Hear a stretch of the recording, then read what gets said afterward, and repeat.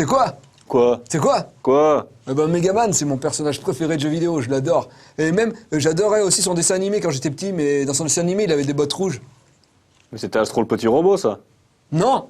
Non, c'était Megaman avec des bottes rouges. La preuve, il avait des jointures aux genoux. Objection! Megaman, appelé Rockman au Japon, est l'un des personnages les plus emblématiques de l'ère des 8 et 16 bits, ainsi que l'une des mascottes les plus reconnaissables de l'éditeur Capcom depuis sa création en 1987. Mais sa popularité et son statut d'icône ne serait-il pas dû en partie aux ressemblances qu'il partage avec un autre héros japonais légendaire, Tetsuwan Atome, plus connu chez nous sous le nom d'Astro, créé en 1951 par le dieu du manga Tezuka Osamu. Il faut dire qu'outre les ressemblances flagrantes au niveau du design, le background des personnages est également assez proche. Commençons avec Atome.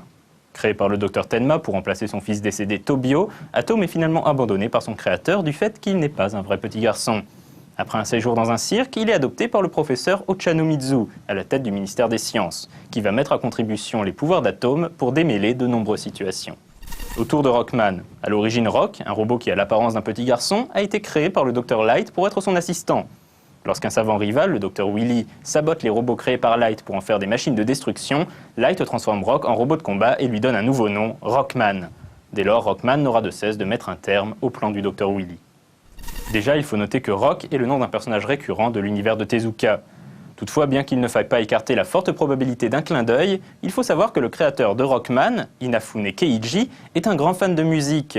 Rock possède normalement un alter ego féminin nommé Roll, donc rock'n'roll. Et d'autres personnages de cet univers se nomment Blues, Tango, Forte. Une autre facette du nom Rock vient du fait que les combats contre les boss des jeux Rockman reposent sur le principe du pierre-papier-ciseaux. Pour conclure, Tetsuwan Atome a eu un tel impact au Japon qu'il serait étonnant que la ressemblance ne soit que pure coïncidence.